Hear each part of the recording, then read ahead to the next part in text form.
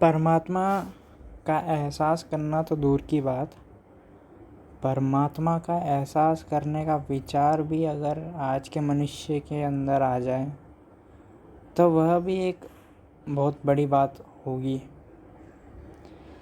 समस्या आज के मनुष्य की ये है कि मनुष्य के पास सुविधा नहीं है। सुविधा से मेरा मतलब ये है कि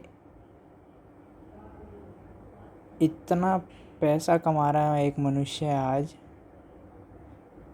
इतना दौड़ रहा है पैसा कमाने के पीछे कि अपनी सुविधाएं सारी दौड़ में लगा दे रहा है।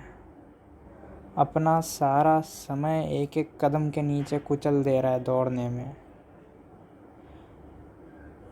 तो जब समय ही नहीं बचेगा तो सुविधा कहाँ से होगी, और जब समय ही नहीं रहेगा तो सोचने के लिए भी समय कहाँ से आएगा, और जब तक सोचेगा नहीं तब तक विचार कहाँ से आएगा।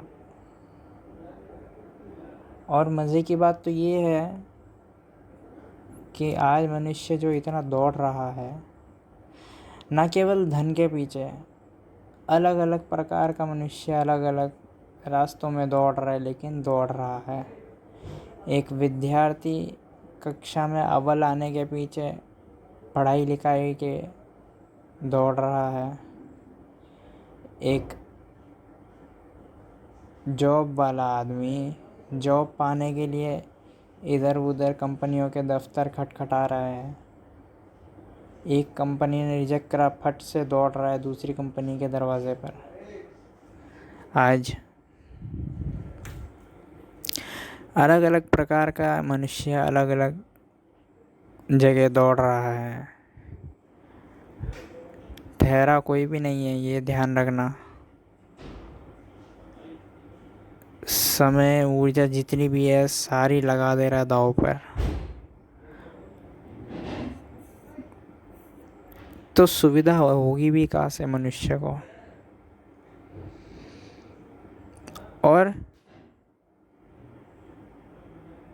एक बात हमेशा ध्यान रखना, जब तक मनुष्य को सुविधा नहीं होगी तब तक वो परमात्मा को प्राप्त भी नहीं कर सकता। जब तक सुविधा नहीं होगी तब तक आत्म साक्षात्कार कभी हो ही नहीं सकता, बुद्धत्व कभी आ ही नहीं सकता। बुद्धत्व आने के लिए सुविधा चाहिए। मनुष्य के अंदर 3 चरण है। एक शरीर का स्तर, दूसरा मन का स्तर, और तीसरा और सबसे अंतिम आत्मा, वही परमात्मा है। तो इन 2 चरणों को पार करके तीसरे चरण पर पहुंचता है मनुष्य, आत्मा, वही परमात्मा है। महावीर ने आत्मा को ही परमात्मा बोला है। लेकिन मनुष्य इन 3 चरणों के पीछे भागने की बजाय उल्टी दिशा में भागा जा रहा है। तो समय और सुविधा कहाँ से होगी मनुष्य को। और एक गरीब मनुष्य, उसके पास तो बिल्कुल भी समय और सुविधा नहीं होगी। उसको तुम कितना गुण गा के बोल दो कि परमात्मा ऐसा है, परमात्मा ये तुम्हें फल देगा, वो बोलेगा छोड़ो ये सब बकवास, मुझे फल खाना है, फल दो। तुम एक गरीब को रोटी का पूरा विज्ञान समझा दो कि इसके अंदर आटा होता है, फिर इतनी मात्रा में पानी डलता है, तब जाके रोटी बनती है, वो बोलेगा छोड़ो ये सब बकवास, मुझे रोटी खानी है। एक भूखा आदमी तो यही बोलेगा। उसे कहा परमात्मा को जानने की पड़ी है। तो एक गरीब आदमी का तो फिर भी समझ में आता है, वो भूखा है।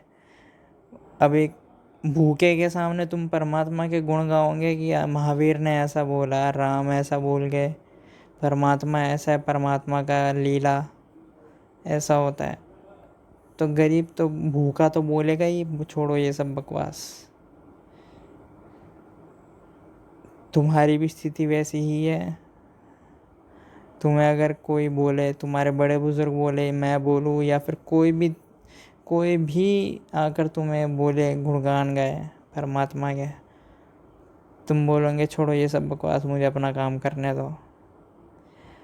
तुम में और गरीब में क्या फ़र्क रह गया? तुम में और भूखे में क्या फ़र्क रह गया? भूखा भूखा है, उसको अपनी भूख मिटानी है पहले, उसके बाद ही सुनेगा कुछ। तुम भी अपनी दौड़ में व्यस्त हो, तुम्हें अपनी दौड़ पूरी करनी है, तभी उसके बाद सुनने का कुछ सोचोगे। लेकिन मज़े की बात तो ये है, भूखे की भूख कभी मिटेगी नहीं, तुम्हारी दौड़ कभी रुकेगी नहीं। कब से दौड़ रहे हो और अभी भी दौड़ रहे हो और आगे भी दौड़ना जारी रहेगा। अब या तो तुम अभी योजनाएं बना रहे हो कल कहाँ पे दौड़ना है, कैसे दौड़ना है।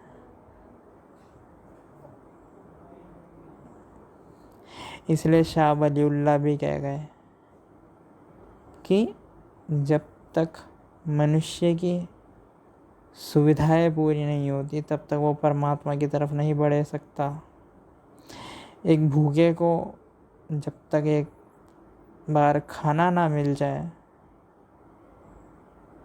तब तक वो परमात्मा के बारे में नहीं सोचता, भगवान के बारे में नहीं सोचता। वो सबसे पहला ख्याल यही लाता है कि कैसे रोटी मिले। ऐसे ही तुम्हें भी जब तक सफलता ना मिल जाए, तुम अगर विद्यार्थी हो तो विद्यार्थी जीवन में तुम्हें कक्षा में अव्वल आना ना हो जाए, या तुम पास ना हो जाओ, या तुम व्यापारी हो, तुम तो अपने व्यापार में इतना मुनाफा ना कमा लो, तब तक तुम्हें भी चैन नहीं होगा।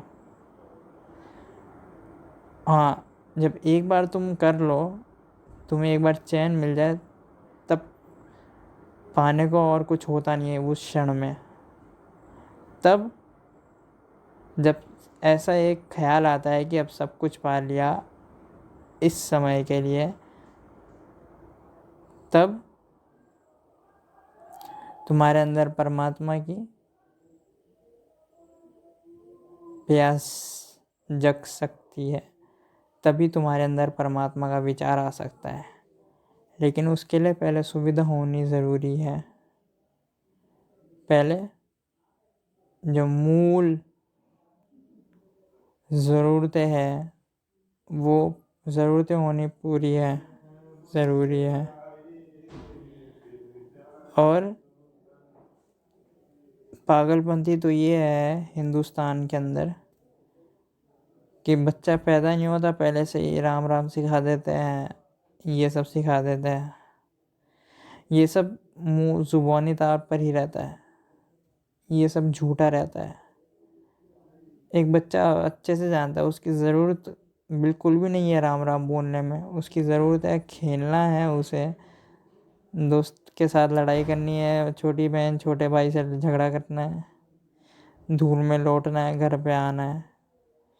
छोटे बच्चे को अपनी ज़रूरत तुमसे भी ज़्यादा पता रहती है, और वो ज़्यादा अपनी ज़रूरत पीछे करने के पीछे दौड़ता है।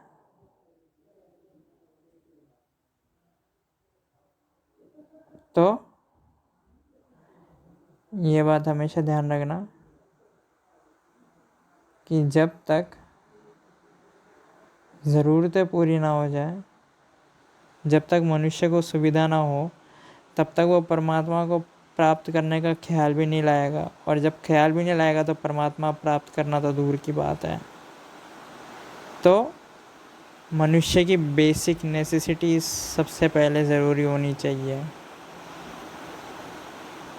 मनुष्य की बेसिक नेसेसिटीज़ जैसे कि खाना कम से कम उसे मिल जाए, पानी प्राप्त हो जाए, या तुम्हारा कोई छोटा सा लक्ष्य है वो प्राप्त हो जाए, उसके बाद ही तुम्हारे अंदर परमात्मा को जानने की प्यास जगती है। तभी हम देखते हैं जीवन में एक मनुष्य जब बचपन में होता है, जवानी में होता है, बुढ़ापे में होता है, बुढ़ापे में आते आते पूरा जीवन जी लिया होता है, अब उसके अंदर कोई भी सपना नहीं रहता। तो इसका मतलब ये है कि अब परमात्मा को जानने का वो विचार कर सकता है। और इसलिए हम देखते हैं मंदिरों में, मस्जिदों में ज़्यादातर संख्या बूढ़े लोगों की ही होती है। क्यों? क्योंकि बूढ़ी उम्र में सब कुछ जान लिया होता है, सब सुविधाएं देख ली होती है। अब एक ही आस रहती है, परमात्मा की है। सब्सक्राइब करें अगर ये चलचित्र मददगार साबित हुई हो तो।